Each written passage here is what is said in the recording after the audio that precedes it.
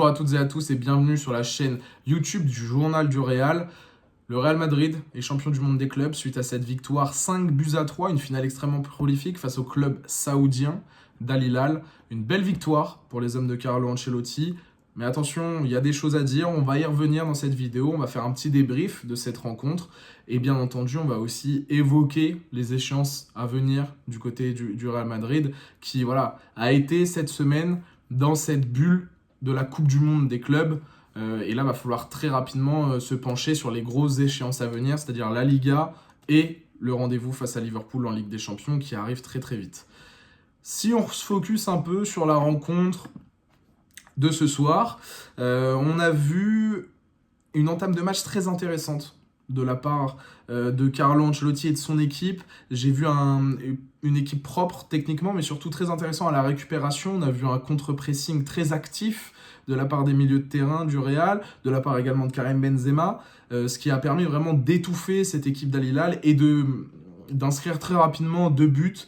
Vinicius avec une superbe ouverture de Karim Benzema et même un super relais avec Federico Valverde un peu plus juste avant, et un deuxième but de Federico Valverde. Voilà. Je dirais que pendant 20 minutes, la performance du Real est très intéressante dans le contenu. Al Hilal, à ce moment-là, on se dit ils sont pas à la hauteur de ce genre de rendez-vous, puis en fait, on va vite se rendre compte que c'est une équipe très intéressante dans ses sorties de balles, avec vraiment un projet de jeu. Et qui a mis un peu en difficulté le Real, on va dire, de la 20e à la 45e, de la 20e à la 40e, parce que les 5 dernières minutes vraiment de la première mi-temps sont dominées par le Real également. Mais ils vont avoir un petit temps fort entre 20 et 35 où ils vont vraiment pouvoir poser le jeu. Il y a la réduction du score de Marega sur des largesses défensives du Real Madrid qui sont très très inquiétantes. Sur une phase de transition, le Real se fait vraiment ouvrir en deux. Et Marega en profite parfaitement pour inscrire un but où Lunin d'ailleurs n'est pas du tout impérial non plus dans son intervention. Elle lui passe sous le corps, sous les mains. Il aurait pu la sortir. Et donc, le Real Madrid, 20 bonnes minutes. Après la réduction de l'écart, ça se complique un peu. On va dire qu'on a été séduit, parce que même l'attitude, on le voit sur le deuxième but de Federico Valverde, Carlo Ancelotti se retournait vers Davide, son fils, son adjoint, et Davide Ancelotti lui fait encore, il faut continuer. Malheureusement, le Real n'arrivera pas à poursuivre sur cette physionomie, sur cette philosophie de jeu, de pressing, et va un peu plus de nouveau reculer, être en bloc bas et contrer. Et à la fin de la première mi-temps, on va de nouveau avoir des séquences de possession et de construction. Chose très intéressante à relever, j'ai trouvé aussi durant cette première mi-temps, on a vu un Federico Valverde à la construction beaucoup plus axiale. C'est-à-dire que lors des phases de transition, Federico Valverde est vraiment ailier droit. Mais lorsque le Real pose le jeu, on a vu Federico Valverde rentrer un peu plus. D'ailleurs, c'est à l'origine du premier but, c'est-à-dire qu'il y a un 1-2 avec Karim Benzema avant que Karim Benzema fasse son ouverture à Vinicius. Et Federico Valverde était vraiment presque en position de numéro 10.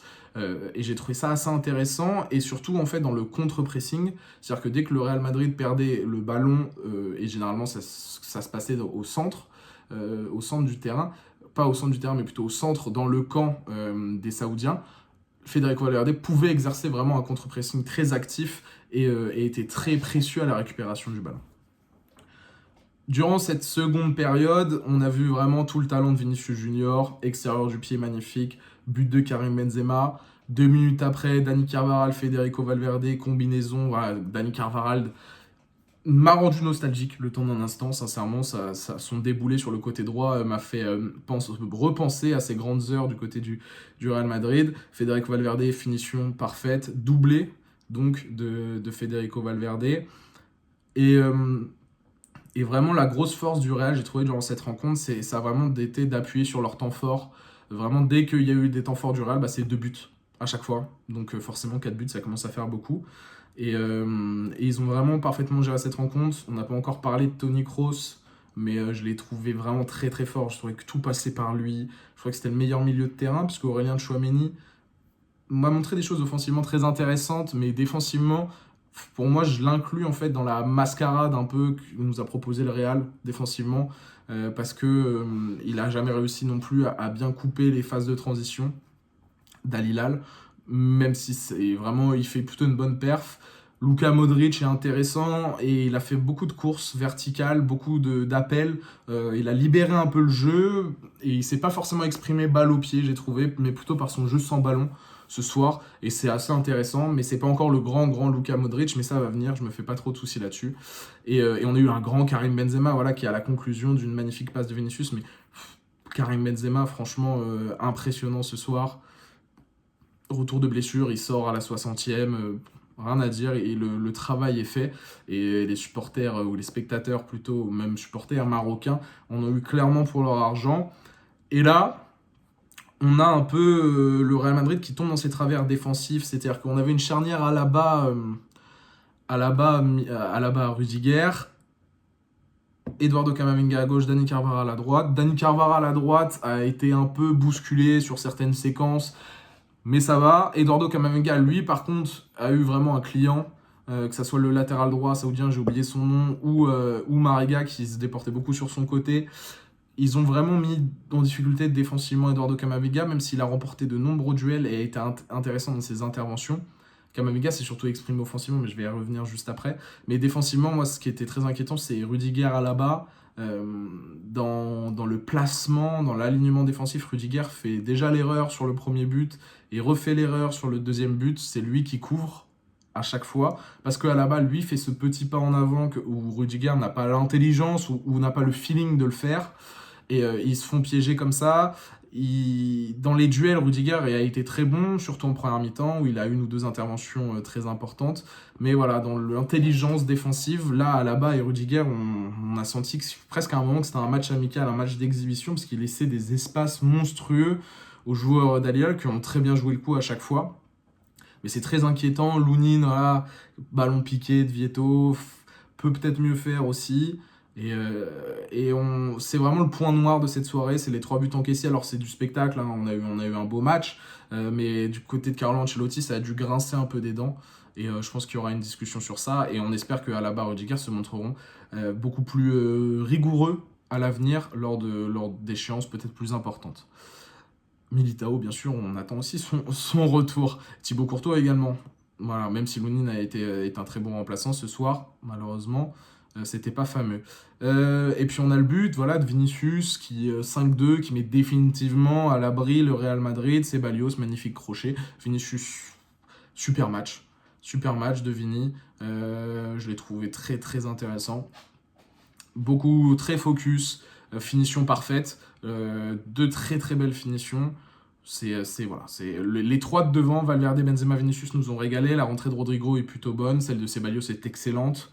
Et le Real va encaisser un dernier but en fin de match sur une perte de balle, sur un peu de nonchalance d'Eduardo Camavinga. Et Rudiger se fait un peu bouffer et Vieto, magnifique contrôle, se retourne, les cages sont vides. Et inscrit ce but, donc encore une fois la défense du Real, voilà. Eduardo Camavinga justement, donc un peu fautif sur le 3e but. Moi j'ai beaucoup aimé offensivement ce soir parce que il a enfin combiné à gauche avec Vinicius. Il est d'ailleurs à l'origine de l'action du but de Karim Benzema parce qu'il y a une combinaison Vinicius-Camavinga. Camavinga envoie un bon ballon à Vinicius, Vinicius extérieur du pied, but de Karim Benzema. Donc j'ai trouvé Camavinga très intéressant, puis qu'est-ce que ça fait du bien d'avoir enfin un latéral qui fait des différences. Tant techniquement, on l'a vu en première mi-temps, faire un crochet, donc pouvoir déborder, se libérer de l'espace, chose que Ferland Mendy ne fait jamais, chose que Dani Carvajal ne fait jamais. Nacho, Lucas Vasquez, même combat, hein, peu importe qui est arrière gauche ou arrière droit. Et là, Camavinga a pu créer des différences et ça a fait beaucoup de bien offensivement au Real Madrid. Et c'est vraiment une solution plus que viable en fait offensivement, Eduardo Camavinga arrière gauche, parce que ça contre des blocs bas, bon là c'était pas vraiment un bloc bas, mais si on se projette un peu contre des blocs bas ou autres, si Camavinga a vraiment envie de prendre l'initiative offensivement, ça peut être très très intéressant pour le Real Madrid à l'avenir. La conclusion un peu de tout ça, de cette soirée, parce qu'on a des belles images, on a les joueurs qui sont heureux, c'est le 100e trophée du Real Madrid, de leur histoire, c'est la 3e Coupe du Monde des clubs de Carlo Ancelotti, je crois que Karim Benzema devient aussi le joueur le plus titré de l'histoire du Real Madrid. Voilà, c'est la soirée un peu de tous les sourires, de tous les records, entre guillemets. On passe la barre quand même, enfin, t'atteins la barre des 100 trophées, c'est quand même immense. C'est fou quand on y pense. La salle des trophées du Bernabéu doit être pleine à craquer. Et voilà, ce sont des belles images. Je pense que ça peut ne faire que du bien au Real Madrid, à ses joueurs, à ce staff qui est un peu dans une période de turbulence. Je pense que ça va permettre un peu d'avoir l'esprit un peu plus léger pour justement préparer cette double échéance qui arrive là en Liga, une semaine assez chargée. Mercredi, on reçoit Elche, déplacement samedi à Osasuna, et la semaine prochaine, nous avons le déplacement à Anfield.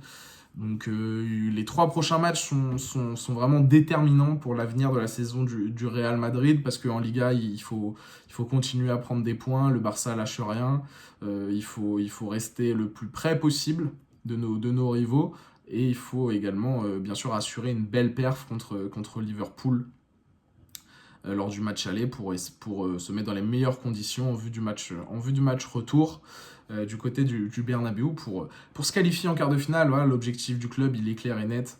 La Coupe du Monde des clubs, c'est le premier trophée en 2023. Il faut remporter tous les autres pour que ça soit une saison tout simplement magnifique, et puis peut-être pour la dernière de Carlo Ancelotti. On a vu les dernières rumeurs, à voir. Mais voilà, on a fait un peu le tour. J'espère que j'ai rien oublié. Logiquement, on a pu parler un peu de tout. Le Real Madrid, champion du monde des clubs, c'est l'information qu'il faut retenir ce samedi soir. Normalement, la vidéo sort dimanche, donc pour ce dimanche. J'espère que vous avez passé un bon week-end. J'espère que vous allez passer un bon dimanche. Et on se retrouve très vite sur la chaîne YouTube du Journal du Real. N'hésitez pas à vous abonner, à mettre un commentaire, peut-être l'homme du match. Allez, on vous demande en commentaire l'homme du match de cette finale. Et de vous abonner également aux réseaux sociaux du Journal du Real, si vous voulez suivre l'actualité de votre club préféré. Merci à tous. Ciao.